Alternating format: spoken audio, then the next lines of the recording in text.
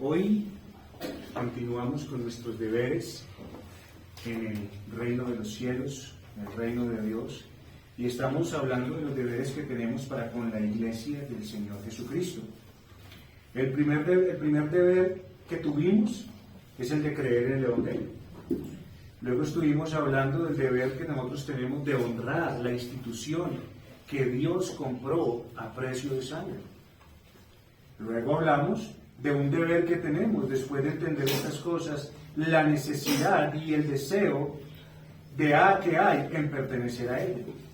Luego estuvimos hablando de que como iglesia de Cristo debemos ser una iglesia que adore en espíritu y en verdad. Luego hablamos de que esta iglesia que adore debe ser una iglesia entonces que ora, es una iglesia que se santifica, es una iglesia que trabaja, es una iglesia generosa, es una iglesia sacrificada. También vimos que la iglesia tiene un deber, no solamente delante del Señor, sino para con los hombres, de ser una iglesia evangelística. Hace una semana estuvimos viendo que la iglesia es una iglesia que ame. Y hoy vamos a terminar con nuestros deberes, con la iglesia de Cristo, como una iglesia que debe de obrar con fe. Eso es lo que nosotros debemos ser, una iglesia que obra con fe, por medio de la fe. Así que, hermanos, nuestro deber y objetivo como iglesia, a algo le apuntamos, es que la iglesia de Cristo tenga confianza firme, es una confianza firme en la fidelidad, en las provisiones, en las promesas, en los mandatos de parte de Dios, y de esa manera usted y yo ser obedientes en todo. Ese es el deber de la iglesia. Y esto se trata de fortalecer, hermanos, cuando hablamos de que usted y yo tenemos un deber de obrar con fe como iglesia. Esto se trata de que usted y yo estemos fortaleciendo, esto se trata de que usted y yo estemos viendo nuestro ser interior. Se trata de que usted y yo vigoricemos nuestra vida espiritual que nos fue dada por medio de la fe. Y todos los deberes que usted y yo tenemos de aquí para atrás que vimos, todos son deberes espirituales, no son deberes naturales. Todos son deberes espirituales. Y por eso es necesario, entonces, que por medio de la fe, usted y yo podamos llevar a cabo cada uno de esas demandas que el Señor nos da. ¿Para qué? Para vigorizar y fortalecer nuestra vida espiritual. Yo les dije a ustedes en una enseñanza que les di hace algún tiempo, yo les dije que Richard Baxter decía lo siguiente. Él dice, la debilidad de nuestra fe en la verdad de las Escrituras y el remanente de nuestra incredulidad es la causa principal de todo tipo de languidez en nuestro amor y en nuestra obediencia. La debilidad de nuestra fe para creer a la Escritura. Y a eso no solamente eso, súmele que todavía en usted y en mí hay un remanente de incredulidad. Y usted y yo muchas veces no hacemos nada por eso. Y esa es la razón por la cual usted y yo languidecemos. Somos tibios, somos livianos a la hora de vivir como Dios nos demanda. Eso es lo que él dice. O sea, esa es la razón por la cual nuestro amor y obediencia es poco. Así que, ¿qué nos llama el hermano? A fortalecer la fe. Porque si fortalecemos la fe, fortalecemos todo. Miren, hermanos, una iglesia que no fortalece la fe, una iglesia que no obra en fe, entonces a esa iglesia que le falta fe, va a tener un problema, va a tener un peligro bien serio. ¿Y sabe cuál va a ser el peligro serio que tiene una iglesia que no obra en fe y que no fortalece su fe, que no vigoriza su vida espiritual? Bueno, va a ser que la mundanalidad le va a abrir la puerta a la mundanalidad, y la mundanalidad ¿qué va a decir? Ay, no, yo no entro, me da pena. ¿Sabe qué va a hacer la mundanalidad? Va a entrar, así usted le abra así de poquito, si usted le abre así de poquito, la mundanalidad va a entrar y va a empezar a invadir su vida, sus hogares, sus trabajos y la misma congregación. Eso es lo que pasa cuando una iglesia no obra con fe. Entonces vimos que el debilitamiento de nuestra fe hay que sumarle una cosa, la incredulidad. Así que usted y yo tenemos un deber, Para obrar con fe, para ser una iglesia que obra con fe, usted y yo tenemos que hacerle frente a lo que está en contra de la fe. ¿Y qué es? La incredulidad. Tenemos que hacerle frente a esto, porque la incredulidad tenemos que decir que es un pecado. Y la incredulidad no solamente es un pecado, es una verdadera abominación. ¿Y sabe por qué? ¿Sabe por qué tenemos que combatir como iglesia contra esto? Porque la incredulidad, discúlpenme, está en contra de la persona de Dios. Es contra Él que está. La incredulidad no está contra usted. La incredulidad no está contra alguien, hermano. No, la incredulidad está contra la misma persona de Dios. La incredulidad está en contra de lo que usted y yo tenemos que firmemente mirar y asegurarnos y alentarnos y afirmarnos. ¿Qué les dije yo? En la fidelidad del Señor, en la verdad del Señor, ¿cierto? ¿Y qué hace la incredulidad? La incredulidad está en contra de la fidelidad y la verdad del Señor. Es en eso, en contra de lo que está la incredulidad. La incredulidad quiere desacreditar a Dios como de lugar. Y de hecho, lo ha hecho, lo está haciendo y lo hará. ¿Lo ha hecho? Hermano, desde el Edén. Desde el Edén lo hizo. ¿Lo está haciendo? Sí, lo veo en las casas, lo veo en la congregación y lo veo en mi propia vida. ¿Y lo va a seguir haciendo? ¿O era que va a parar? Así que la incredulidad siempre irá en contra de toda expresión inspirada por Dios. La incredulidad, como lo leí en una cita, dice lo siguiente: la incredulidad es el pecado que sirve como puerta al reino de las tinieblas. La incredulidad es el pecado que sirve como puerta al reino de las tinieblas. Lo que la fe significa, oiga bien, lo que la fe significa para la salvación, lo es la incredulidad para la condenación. ¿Usted necesita fe para salvarse? Sí. ¿Sí? Con la incredulidad de seguro que va para el infierno. De seguro. Así como la fe es para la salvación, la incredulidad es para la condenación. Así es de fuerte este pecado. Entonces por eso necesitamos usted y yo obrar y trabajar con fe en este reino de Dios y para con la iglesia del Señor Jesucristo. Mire, la incredulidad es algo tan tremendo que después de la caída, ¿sabe cómo quedó constituida la humanidad? ¿Sabe qué dice la Escritura? Como una generación incrédula y perversa. Es lo que dice la Escritura. Así quedamos constituidos todos, como incrédulos y ¿qué? Y perversos. Está en todos los hombres la incredulidad. Esto no está solamente en los de afuera, porque es importante que usted y yo nos demos cuenta y acuñemos lo siguiente. Pareciera que usted y yo le acuñamos este pecado, o este pecado lo usamos para acusar a todos los hombres que están por fuera de la iglesia, por todos los que están fuera de aquí, todos los que usted y yo consideramos impíos, ellos sí son incrédulos. Y la verdad es que lo son, yo no voy a decir que no. De verdad que la incredulidad para las personas que están afuera es su amo, los gobierna. Pero ellos no tienen que hacer esfuerzo para esto. Pero ¿saben qué es lo que usted y yo deberíamos preguntarnos, hermano? ¿Cuánto de lo que es la incredulidad ha entrado por la puerta de ahí? Eso es. Porque recuerden que la incredulidad es ¿qué? La puerta, una puerta abierta ¿para qué? Para el reino de las tinieblas. Y usted y yo tenemos que preguntarnos, ¿será que la incredulidad ya entró aquí? ¿Cómo está andando la incredulidad en medio de nosotros? Debemos mirar hacia acá, hacia adentro. ¿Cómo se está moviendo ese espíritu de incredulidad? Hoy se está moviendo en medio de los creyentes. Hoy puede estar aquí realmente, puede estar ahí a su lado. Puede estarle susurrando. Tal vez mientras yo le estoy hablando, usted esté pensando en otra cosa. Incredulidad, échela. Échela. Tal vez yo le esté hablando y usted diga, uy, qué pereza el pastor. Incredulidad, échela. Ay, hermanos, la incredulidad está en todo lugar. Mientras usted escucha, mientras usted canta, mientras usted comparte, mientras usted anda, mientras usted va en su casa, mientras usted está trabajando, mientras nadie lo está viendo, en todas partes. Esas incredulidades, donde le digan bienvenido, ahí llega, ahí se queda. Así que nuestro deber, entonces, si usted y yo como iglesia, que debe de obrar con fe, que debe de vivir en fe, tenemos una responsabilidad, un deber, y es trabajar y es luchar contra ¿qué? contra la incredulidad, porque la incredulidad es un fiel compañero y mano derecha de Satanás. Satanás envió la incredulidad desde lo más profundo del infierno. ¿Para qué? Para que usted y yo seamos engañados, para que usted y yo dudemos de Dios y entonces no vivamos para Dios, sino inútilmente y apartados del Señor. Hermanos, no pensemos que usted y yo somos inmunes a este pecado de la incredulidad. No crea que eso no toca su corazón, no crea que sus palabras, no crea que sus obras muchas veces son puras obras de incredulidad.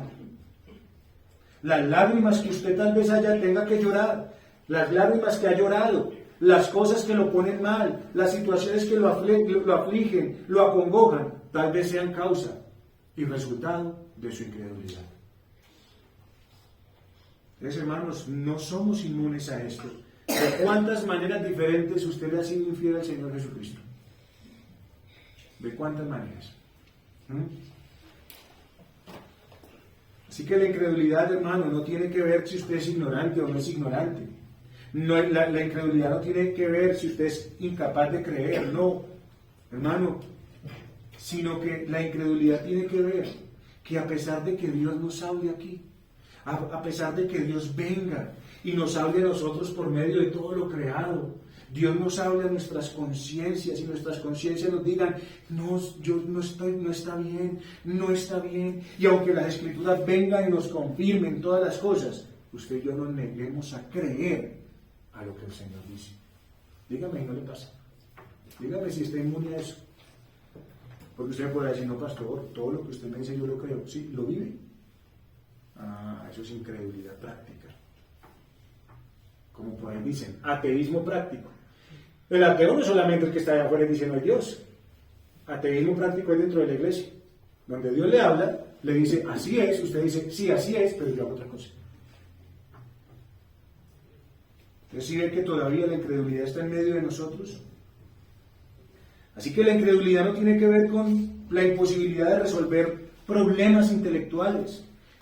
La incredulidad es algo de origen espiritual y moral, que quiere vivir independiente de Dios, dudando del Señor. La incredulidad es un enemigo total de la fe, por eso es necesario que en fe usted y yo trabajemos en mortificar a este enemigo que está en medio de la iglesia y que está en cada uno de los corazones de nosotros. Mire, la incredulidad es tan mala que digamos que usted y yo podríamos llamar la incredulidad el padre del pecado, la madre del pecado y el origen del pecado. O sea, la incredulidad es el jefe máximo de toda maldad. Por eso es que es el obstáculo más grande del cristiano y del avance del reino. Así que, mis amados, la incredulidad es consecuencia del pecado. La incredulidad, hermanos, surgió allí en el Edén, cuando el hombre cambió lo que conocía de Dios, lo que Dios le había mostrado, lo que Dios le había dicho, lo cambió por la razón. No, es que es mejor esto. Imagínense, vuelvo y le digo, miren la incredulidad cómo es de tremenda. Adán, todo esto tienes para comer. ¿Sí o no? ¿Cuántos árboles? No sé. Todo esto tienes para comer. Y si nosotros fuéramos a ver, uno podría decir, bueno, mangos, naranjas, mandarinas, limones, fresas, uvas, uvillas, tantas cosas que uno ve. Pero de ese no coma. Y resulta que la incredulidad le dijo a Adán, no, tienen todos estos no, el único bueno es este. Hermano, o sea, hasta allá llega la incredulidad. Así es de tremenda la incredulidad, cuando el hombre cambió la fe de todo lo que había visto, conocido y escuchado a Dios y lo cambió por la razón. Yo creo que sí, mejor esto. Por eso les dije que es el origen del pecado. Así que, hermanos, es eso lo que usted y yo tenemos que trabajar. Ese es el deber que tenemos, precisamente de obrar con fe, porque la incredulidad es tan mala que busca poner a Dios al mismo nivel de nosotros, lo quiere poner al mismo nivel de la humanidad, hacerlo ver como uno de nosotros. Y esto es bien malo, esto es bien malo. Pero no solamente eso, que usted y yo tenemos un deber como iglesia de obrar con fe, de trabajar y batallar contra este mal que tenemos en cada uno de nosotros. ¿Y sabe por qué tenemos que trabajar y tenemos que cumplir este deber con toda disposición y con toda determinación? Porque si hay un pecado firme, es el de la incredulidad. Ese pecado es firme. Ese pecado no quiere que usted no va a dar la mano a torcer tan fácil. ¿Sabe por qué? Porque siempre la incredulidad interpone su propio juicio frente a la declaración de hechos que son manifiestos de parte de Dios en las Escrituras inspiradas. Hermano, piense si a usted no le sucede. Pese a lo que Dios le ha mostrado, pese a lo que Dios le ha permitido creer, pese a lo que Dios le ha dejado ver, pese a todas las evidencias que Dios le da, usted dice, no, mejor no, así no. Así es de firme este pecado. O sea, siempre se le va a interponer su propio juicio.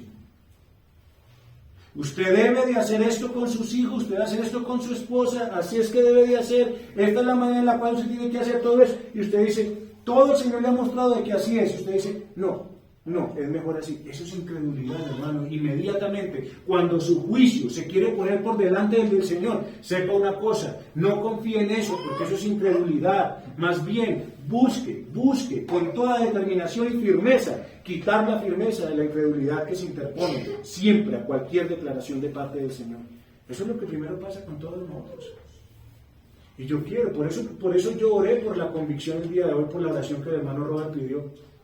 Porque, hermano, lo primero que muchas veces uno ve de parte de la iglesia, y qué desafortunado es, que lo primero que uno ve es una cara de incredulidad y de duda a lo que un pastor dice. Uy, hermanos, qué duro que es eso. Y como hablábamos el domingo, la respuesta de la hermana, ¿qué se quiere? Mire, respuestas razonables, no es lo que dice Dios. Ahí está, hermana, ¿sí? No me olvide el punto. Así que la manifestación de la incredulidad es negativa primeramente, porque no quiere aceptar la palabra de Dios, no quiere creerle a Dios. Y ese es el fundamento de todo pecado. Adán no quiso creer que el Señor le dijo, el día que comas de ese fruto, ciertamente morirás. La inofensiva incredulidad con la cual usted y yo tenemos que pelear, porque la vemos inofensiva, hizo que los israelitas caminaran por el desierto 40 años y no pudieron entrar a la tierra prometida cuando estaban en el lado. Así que la incredulidad es mala y aborrecible, y por eso usted y yo tenemos el deber de tratar con ella, porque el deber que usted y yo tenemos como iglesia de Cristo es orar con fe, es de poner nuestra confianza de manera sólida en el Señor y en su palabra, porque eso es un prerequisito para la bendición de parte del Señor. Hermanos, si usted y yo no confiamos, si usted y yo no tenemos una confianza sólida en lo que Dios nos dice, en lo que Dios nos anuncia, entonces usted y yo no vamos a poder esperar bendición de Dios, ni de como iglesia, ni de manera individual. Hermanos, yo le pregunto una cosa. ¿Quiénes son los únicos? ¿Quiénes son los únicos que pueden regocijarse en la certeza de saber que el Señor los va a defender y el Señor los va a vindicar? Dígame quién. Dígame quién. Listo, está bien, vamos a hablar de la iglesia. Sí, es la iglesia, es el pueblo de Dios, pero vamos a llevarlo un poquito más específicamente, porque a veces esa parte de iglesia, todos entramos ahí, no entran todos, entran solamente los que han depositado toda su confianza en el Señor, nada más. No espere bendición de parte de Dios si usted no ha depositado toda su confianza exclusivamente en Dios. Entonces eso ya se nos pone a pensar, iglesia, el pueblo de Dios, ¿cierto? No, el que ha puesto toda y plenamente su confianza solo en las palabras de Dios. Josué capítulo 1, versículos 7 al 9, todos ustedes y yo lo conocemos. Josué capítulo 1, versículos 7 al 9 dice, solamente esfuérzate y sé muy valiente, para cuidar de hacer conforme a toda la ley que mi siervo Moisés te mandó. ¿Ve? Esfuérzate y sé valiente. ¿Para qué? Para poner por obra ¿qué? ¿Qué? Josué era un hombre de guerra, y el Señor le dice, esfuérzate y sé valiente para ir a acabar con esto o ir a acabar con estos. Esfuérzate y sé valiente para cuidar, tenga mucho cuidado de hacer conforme a todo lo que la ley que mi siervo Moisés te mandó. No te apartes de ella, ni a diestra, ni a siniestra, para que seas prosperado en todas las cosas que emprendas. Nunca se apartará de tu boca este libro de la ley, como cantan por ahí, sino que de día y de noche meditarás en él, para que guardes y hagas conforme a todo lo que en él está escrito, porque entonces harás prosperar tu camino y todo te saldrá bien. Mira, una vez más el Señor le dice, después de haberle dicho todo eso, dice, mira que te mando que te esfuerces y seas valiente, no temas ni desmayes, porque solo así Jehová tu Dios estará contigo en donde quiera que vayas. ¿Quiere andar sus caminos como usted quiere? Como usted siente, es que pobrecito, es que pobrecita, es que mejorcito así, es que me parece mejor así, es que es más bonito así, es que... Entonces sepa una cosa, usted no está con Dios y no va con Dios. Sepa una cosa, no espere bendición del Señor. Porque Dios dice, ¿quién es el único que puede regocijarse esperando en que Dios lo cuide y lo indique? ¿Quién? El que ha depositado toda su confianza en el Señor, como Dios, ¿qué ha hecho? Dios ha demandado. Y nos dijo, mire que les mando, una vez más. Cuiden de hacer conforme a lo que les digo. Miren, y entonces, no teman de los hombres, no teman del que dirán, no teman de nada, no teman de la pobreza, no teman de la enfermedad, no teman de la aflicción, no teman, no desmayen, porque a donde ustedes vayan, yo estaré con ustedes. Ese es el deber de la iglesia. Ese es el deber de la iglesia. Y ese es el deber que estamos llamados todos nosotros a cumplir delante del Señor. Así que si queremos ser una iglesia por medio de la cual queremos que el nombre de Dios sea glorificado, debemos someternos y sujetarnos total y completamente a la palabra de su poder.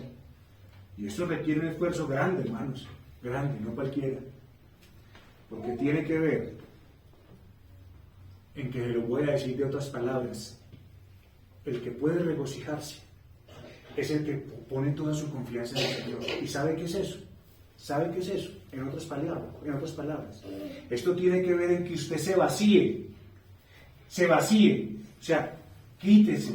Es como si usted cogiera algo, cuando usted coge un vaso y lo empieza a derramar, se vacía. O sea, usted lo está quitando. Es decir, hermano, usted se tiene que vaciar de todas sus capacidades, dejar de confiar en sus capacidades, dejar de confiar en sus recursos, dejar de confiar en lo que sabe, dejar de confiar en lo que tiene. Y usted sea movido solamente por los caminos que el mismo Dios ha determinado. Solo así usted podrá esperar la bendición del Señor. ¿Usted recuerda a Elías?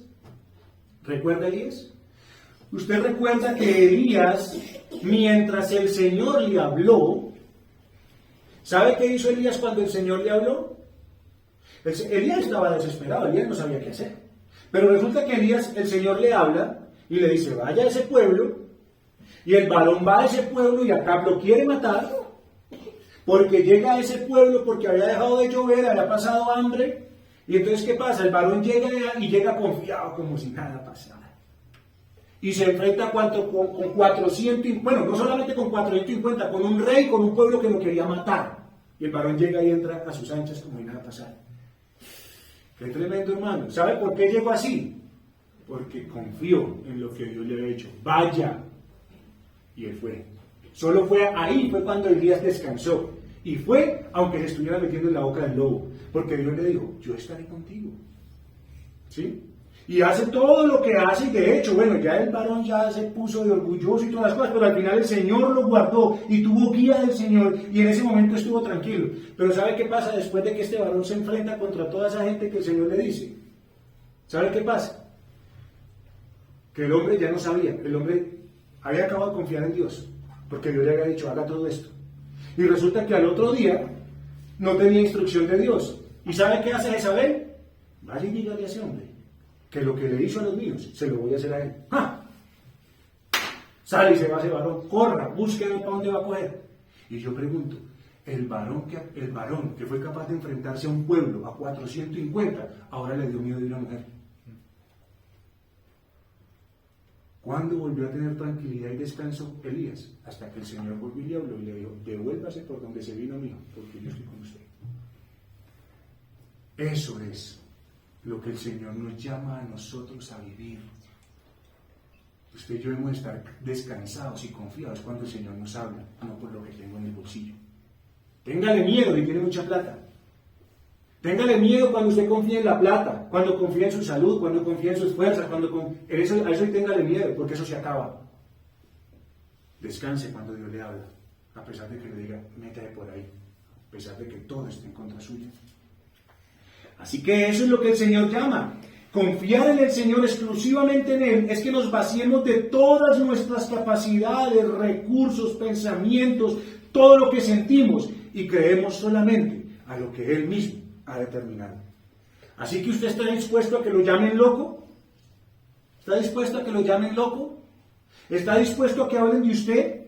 ¿Está dispuesto a que lo llamen loco por estar todo un día el domingo aquí en la congregación? ¿Está dispuesto a que lo llamen loco cuando cría a sus hijos no como el mundo lo dice? ¿Está dispuesto a que lo llamen loco cuando usted ya no corre con el mismo desenfreno de disolución que andaba antes? ¿Está dispuesto a que lo llamen loco por esposas que se sujetan a sus maridos? ¿O que lo llamen loco por amar a sus esposas como el Señor lo llama amarlas? ¿Está dispuesto a que lo llamen loco por empobrecernos por causa del Evangelio? ¿Está dispuesto a que lo llamen loco cuando usted ya no vive para usted mismo? ¿Está usted dispuesto a que lo llamen loco cuando por encima del vínculo familiar usted y yo nos inclinemos por el vínculo espiritual? ¿Está dispuesto a eso? Eso es fe, hermano. Eso es fe. Y eso es lo que el Señor pide. Y si usted no está dispuesto a eso, entonces la religión que usted quiere es una religión fácil. Esa no es la religión del Señor. El Señor dice que el que quiere ser discípulo de Él tiene que dejar todo. Y solo así será digno de seguirlo a Él. Así que nuestro deber es ser una iglesia con fe, que tiene un único propósito firme: agradar a Dios. ¿Y saben por qué quiere agradar a Dios? Porque cree activamente a sus preceptos y obra en concordancia a ellos. Hermanos, ¿qué puede ser más agradable a Dios que la fe no basada en el dinero? ¿Qué más agradable a Dios de una fe que no está basada en nuestras capacidades? Hermanos, es que necesitamos que haga tal cosa. Pero es que no tengo plata. No me importa, hermano. Sí, allá donde tengo que ir. Así me tengo que ir caminando. Así la gente no sepa. Yo voy a autobús. Pero barata. No, es que está pasando esto, yo tengo que hacer esto, tengo que hacer lo otro. Hermanos, o sea, ¿qué es más agradable al Señor que una fe que cuando el Señor se lo pide y lo demanda, Él dice, no importa si tengo o no tengo, no importa si llueve o no llueve, no importa si estoy enfermo o no estoy enfermo, yo voy donde el Señor me diga. Pero esa fe que se basa, si hay plata, si hay sol, si hay salud, si hay camino, si hay esto, si hay bus, si no hay bus, si hay taxi, si no hay taxi, si hay... hermano, eso no es fe. Eso no es fe. Eso es servirle a Dios por conveniencia. Así que nuestro deber está en que esta vida cristiana se viva por fe. Y vivir con fe va a hacer que usted y yo evitemos los métodos mundanos modernos que se han introducido en la iglesia y que han sido permitidos en las iglesias de parte de Dios. ¿Y sabe por qué son permitidos? Para probar la fe del pueblo. Así que Dios quiere que usted y yo vivamos por fe, para que estos métodos del día de hoy no tengan efecto sobre nosotros y no quitemos la confianza en el poder de la palabra de nuestro Señor. Así que, hermanos, nuestro deber es ser una iglesia que anda como que obra con fe. ¿Y cuál es la primera manifestación de obrar con fe? Según lo que hablamos, batallar con todas nuestras fuerzas en contra de ¿qué? De la incredulidad. Eso es lo primero que tenemos que hacer. Y así vamos a orar con fe. Porque necesitamos ¿qué? Dejar de confiar en nosotros, vaciarnos de nosotros y confiar ¿qué? Única y exclusivamente en Dios y en su palabra. Aunque nos venga el mundo encima. Eso es lo que Dios dice. Ese es el deber que como iglesia tenemos. Y es con esto, mis queridos hermanos, que damos por terminados nuestros deberes en el reino de Dios, como iglesia de Cristo. Termino con lo siguiente. ¿Por qué dejé la fe como último recurso? ¿Por qué la dejé? Fácil. Porque solamente a través de la fe. Hermano, yo le digo, ame a un hermano como Dios dice. No, pero es que si yo le digo, dígale la verdad, llámelo y amonéstelo. Aquí tenemos a alguien, aquí tenemos a Freddy el día de hoy. Y estamos llamados a amonestar a Freddy. Y estamos llamados a no juntarnos con él, es lo que dice la Biblia. Ahora la pregunta es, ame como Dios dice que ame, porque ese es amor. Y entonces usted va a decir, uy, no, pero es que el pastor es un duro. ¿Qué hubo, Fredicito, hermano querido, como lo quiero de harto? Ay, hermano, síganle haciendo mal a él y hágase mal a él y hágale mal a toda la iglesia. Eso no es obrar con fe. Confiemos en que el Señor dice, no se junte con él para que se avergüence y solo así pueda venir a mí de corazón. Eso es fe, no sentimientos. Y está aquí y no me da miedo porque estimo a este varón, lo estimo del tiempo desde que lo conozco. Y si Dios me dice que así es, así lo voy a hacer. Y espero solamente que así Dios le conceda la fe por la cual oramos hoy por él. Pero esto no es de sentimientos, esto no es de gustos, esto no es nada de eso. Vivimos por fe. Para poder vivir usted y yo, cumplir estos mandamientos, poder predicar el Evangelio a todas las personas, necesitamos fe, creer en aquel que puede libertar a los hombres. Poder ser una iglesia generosa, poder ser una iglesia que se sacrifica, poder ser una iglesia trabajadora, solamente es por fe, hermano. Que usted pueda sacrificar su tiempo, sus recursos, que usted pueda hacer eso, hermano, se necesita fe. Y la religión fácil no tiene nada de eso.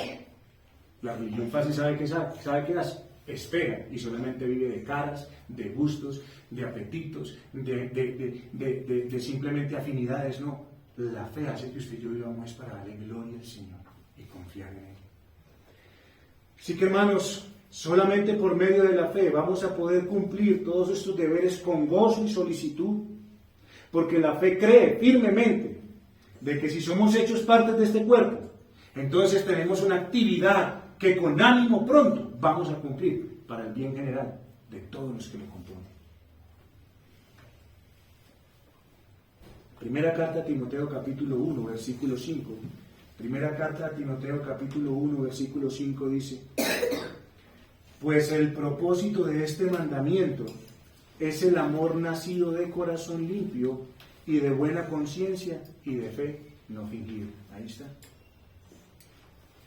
Quiero simplemente preguntarle una cosa. ¿Es su corazón limpio para amar la iglesia? ¿Es su corazón limpio y tiene una buena conciencia de estar cumpliendo sus deberes en la iglesia del Señor, a la cual usted voluntariamente dijo, sí, acepto? No delante de un hombre, delante del Señor. Usted dijo, delante del Señor me comprometo. Y puso a Dios como testigo. Y Dios no es mentiroso, ni Dios es un juego. Usted puso a Dios como testigo para cumplir con limpia conciencia estos deberes con la iglesia. O cada uno de sus actos, palabras y asistencia es de fe fingida. Eso es lo que usted tenemos que preguntarnos. Respóndase a eso en su corazón. Y según la respuesta que obtenga, busque más bien a Dios de todo corazón. Oremos al Señor.